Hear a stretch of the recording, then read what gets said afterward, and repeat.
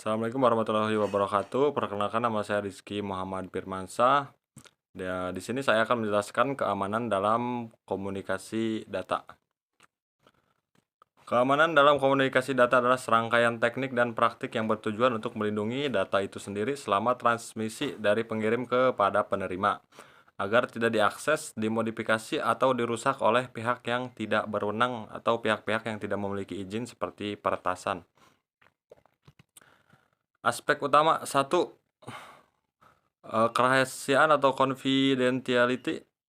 Hanya pihak yang berwenang yang dapat mengakses data. Solusinya yaitu menggunakan enkripsi data menggunakan algoritma seperti AES atau RSA. Yang kedua ada integritas atau integrity. Menjamin data tidak diubah atau dirusak selama transmisi dari pengirim ke penerima. Solusinya menggunakan hashing dengan algoritma seperti SHA 256. Yang ketiga ada autentifikasi.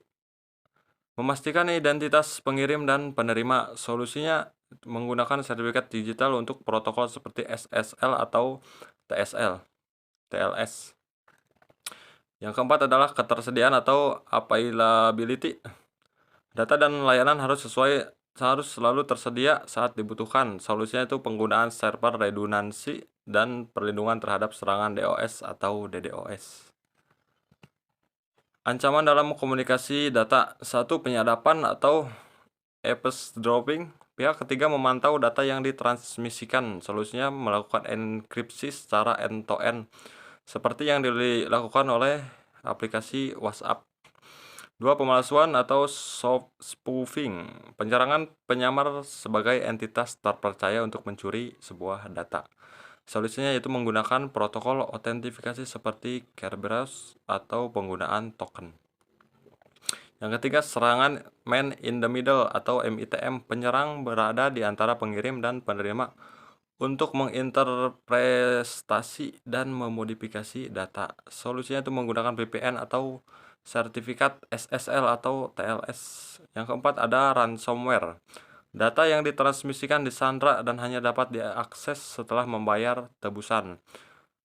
Seperti yang di Kominfo kemarin itu diretas menggunakan ransomware. Solusinya itu melakukan backup data dan proteksi antivirus. Ya, jangan menggunakan window protection. Yang kelima ada serangan denial of service atau DOS. Layanan dibuat tidak tersedia dengan cara membanjiri server dengan permintaan palsu. Solusinya firewall, IDS atau IPS, dan layanan anti DDoS. Teknik keamanan dalam komunikasi data. 1. Enkripsi atau encryption, yaitu mengubah data menjadi format yang tidak dapat dibaca tanpa kunci deskripsi. Contohnya enkripsi simetris alias AES dan asimetris atau RSA. 2. Digital signature. Memverifikasi keaslian pesan menggunakan tanda tangan digital yang digunakan pada hashing dan juga enkripsi. Ketiga yaitu firewall, melindungi jaringan dari akses tidak sah dengan memfilter lalu lintas yang masuk dan juga yang keluar. Yang kelima menggunakan VPN, Virtual Private Network, yaitu membuat jalur komunikasi yang aman melalui internet dan mengenkripsi sebuah data. Yang keenam ada protokol keamanan, yaitu menggunakan SSL atau TLS, digunakan untuk mengamankan koneksi HTTP atau HTTPS. IP section, yaitu mengamankan data pada tingkat jaringan. Praktik terbaik untuk keamanan komunikasi data. 1. Menggunakan kata sandi yang kuat dan multifaktor autentifikasi atau MFA. 2. Memperbarui perangkat lunak dan sistem keamanan secara berkala. 3. Latih penggunaan tentang ancaman phishing dan serangan social engineering lainnya. Yang keempat, monitor dan audit lalu lintas jaringan secara rutin. Yang kelima adalah implementasi kebijakan akses berbasis kebutuhan atau less privilege. Contoh penggunaan keamanan dalam komunikasi data yaitu perbankan online menggunakan enkripsi dan autentifikasi 2 faktor untuk melindungi sebuah transaksi. Yang kedua adalah e-commerce. Situs web menggunakan HTTPS untuk menjaga keamanan dan pelanggan. Yang ketiga adalah jaringan kantor. Menggunakan VPN atau memastikan akses karyawan aman saat bekerja dari jarak jauh.